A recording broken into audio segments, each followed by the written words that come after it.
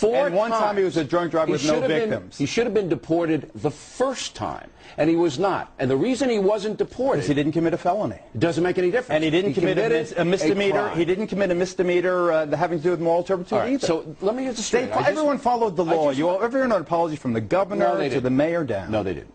Now, I just want to get this straight. You, Geraldo Rivera, with teenage daughters, are telling me that you are okay with somebody sneaking into the country, becoming drunk, get convicted of a DUI, and staying here. You're all right with that. My nightmare is my daughters having anything to do with a drunk... Let me finish my answer. My nightmare is my daughters having anything to do with a person driving drunk. That's my nightmare. Okay. It could be a Jewish drunk. It could be a Polish drunk. It could be an Irish drunk. It could be an Italian drunk. American what the hell difference does it make? It makes plenty of difference. It does not. He doesn't have a right to be here. He didn't commit a felony. He doesn't have a right to be in this country. What? But that has nothing to do with the fact that he was a drunk. He should have been deported. He should have been deported, and this mayor and the police chief didn't deport him.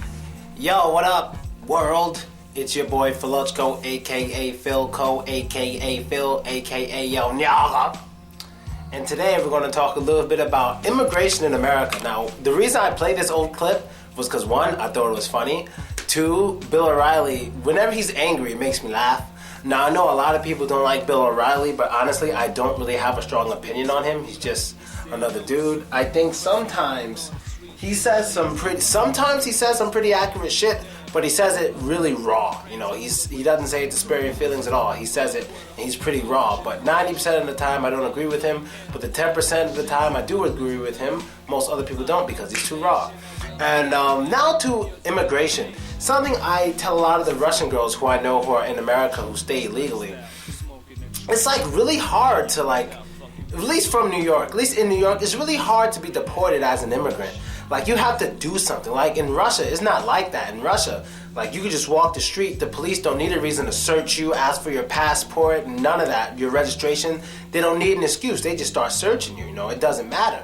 Like, I was warned about this, and if you don't even if you have a visa and you're in Russia, legal, you have a visa, but you're not registered when you're supposed to be registered, depending on what city you're in, there's a lot of rules with it, you can go to jail for that. So, and they can stop you based on race. Like, there's no such thing as racial profiling. That's the first thing I learned in Russia. Like, when I say there's no such thing as racial profiling, I mean, it's normal to racial profile, so they don't have a name for it. It's normal.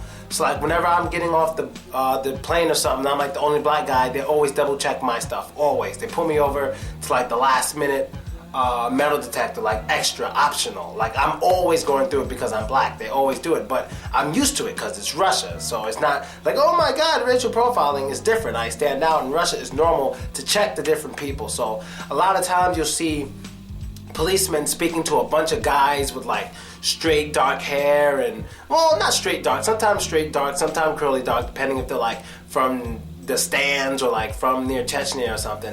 But they usually speak to the people with the beards, and the ones that don't have the beard have the long straight black hair, look a little Asian, and they're always checking their IDs, checking their passports, and I always see it. The only time I've been checked for my passport was in a city called Dimitrov. It was like, and I'm really by myself, but this day I was by myself going to take a bus all the way to Moscow on my own, then take the train once I got to Moscow to my apartment. And this was my first time being on my own. I was on the phone with my ex-girlfriend at the time. And like, there's like 1,000 people outside. But of course, this one police officer like 2 blocks away, bored as fuck, sees me, walks all the way down to like see me and like passport and whatever. So I pull out my passport, he looks at it, and he didn't even go through it. He just saw the stars and stripes, the American flag, then he just give it back to me, just walked off. That's usually what they do. When they see the stars and stripes, they like let me go. So in my mind, whenever they look at my passport, I say stars and stripes, and they just let it go. But only one time I almost got in trouble. I didn't know about that registering shit. I had no idea. Like, you're supposed to register within a week of arriving into Russia, and at the point about the story I'm about to tell you, I was in Russia for 4 months unregistered. I had no idea. So me and my homie, my friend Arson, where was I flying from? I was flying from Stavropol and I was going to go back to Moscow, and the police officer in the airport was like, "You're not registered." I was like, "Oh, here's my visa, blah, blah." He's like, "But you're not registered. That's not good." And I'm like, "Oh, it's all right. Don't worry. I'm not trying to stay illegally. I'm American. I'm going to go home. Trust me." He was just like, yeah, but you got to get registered because not all cops are going to be nice like me. And plus my boy Arson was with me, so I guess he helped me out or whatever. I don't exactly remember the rules that he told me, but it was just like, fuck it, it's not that big of a deal. And my homie Arson spoke to him too, so then we got out of there, whatever. And then after that, me and my ex, we went to the immigration office and got me registered 5 months late. How did I do that? I just did it. But you're supposed to register within the first week or you're in trouble. I registered 5 months late, you know, so that shows I got a lot of help in Russia, you know what I mean? And so back to the immigration in America thing. Like I said before, it's hard for like Russian girls that I've noticed, and other people too, but I mostly know the Russian girls in America who are there illegally. Unless they do something, so like if you're a stripper or something, they break into the strip club, you could get deported that way. Or if you're in a fake marriage and they have evidence, you know, you could get deported that way. But like if you're just walking in the street, you know, you're not going to get deported, you're not going to get in trouble, even if someone stops you and asks for your documents and stuff like that. Like, they need rights to even stop you and do all this stuff, usually, depending on the state. You know, they do have stop and frisk. But, like, it's almost as if immigration in America is a joke. You know, I mean, compared to other countries, it's really hard to get in trouble and get deported in America compared to other countries. Because other countries, they'll send you back in a second, or they put you in jail for a second. But in America, it's not that strict. In America, you have illegal immigrants marching, doing marches and protesting, saying we're illegal and we have rights. So that, I dare that to happen in Russia. We're illegal and we have prison time. That is what it's gonna be in Russia. They don't play out here with that.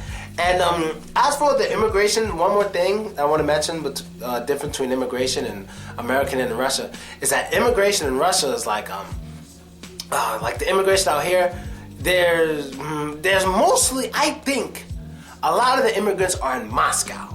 Like, I'm sure there's immigrants everywhere, but there's a lot in Moscow. And there's a saying that a lot of Russians say when I talk about, I'm not the biggest fan of Moscow, because I'm not the biggest fan of Moscow. I don't hate it, it's just not for me. And then people say, oh, don't worry, Moscow isn't Russia anyway. And I don't know why everyone says that, but there's two ways it could not be Russia. One, because there's too much money. I heard from people there's like 70% of Russia's money's in Moscow, so it knows all pretty and stuff. And two, because there's too many foreigners. When you go to Moscow, you'll hear a lot of people speaking languages that's not Russian or even Slavic, you know? And so a lot of people don't like the foreigners for shit in Moscow. They don't play that. They don't like foreigners at all. And that's really all I gotta say, you know, being an immigrant, as people see me in Russia, me being an immigrant is interesting. Now I know what it feels like to be an immigrant, a little bit, because I don't really have to go through things most immigrants go through. I wish I had a friend who was black, you know, and he hung out with me, we lived together, so he can tell you what it's like in Russia for someone who wasn't invited, you know, for someone who's not flown around for free and shit. You know, it's different for me. I can't talk shit, because if I ever talk shit about, oh, it's so hard for me in Russia, all the companies that sponsor me are going to say, stop fucking lying. So I can't say that stuff. There's too many people giving me a handout here for me to say it sucks in Russia. I can't do that, you know, I'd be bullshitting. But for a lot of black people out here, it sucks. And I'd love to get some of them to tell you why it's hard for them and stuff like that. Like, they try to get a job. I don't have to worry about getting a job. Jobs call me, or it's hard for them to get apartments and stuff. I don't have to worry about that shit. You know what I mean? So a lot of people out here do have to worry about that shit. And I feel for them. I feel for them, but I just can't give you that half of it. And I wish I could. I really wish I could. I just cannot give it to you. You know what I mean? I can't give it. And of course, at any time, I could just go the fuck home to America, you know, so that's another plus for me. So that's really it, people. Immigration, crazy. One more video after this about crazy black girls on the train. Check it out. Later.